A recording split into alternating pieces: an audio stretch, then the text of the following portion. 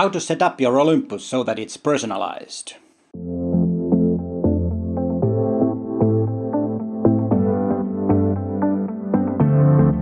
Hi, I am Peter Forsgård, an Olympus visionary from Helsinki, Finland. Every photograph you make with a digital camera has metadata in it. It has info on the exposure value, what lens was used, or location data if you use OA Track app on your mobile phone and transfer it to your image.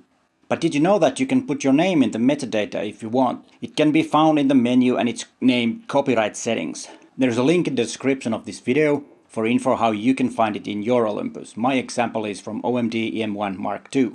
There you can turn copyright info on and write your name in two places. Artist's name is the creator name and the copyright owner's name is the other one. Usually these are the same, but in a case where the copyright holder is your employer or your own company, you can write that down.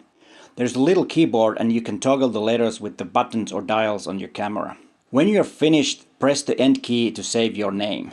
Do the same with copyright and then you're done. Now your name will be recorded to the metadata of every photo you make with your Olympus camera. You can also change the way your Olympus names your files. The feature is named Edit File Name in the menu. You can name sRGB, Color Space Images and Adobe RGB files with a different name. It is very handy if you have several Olympus bodies. I have named my files so that the other one is CA1 and the other one is CA2. This way I can see from the image file which camera was used.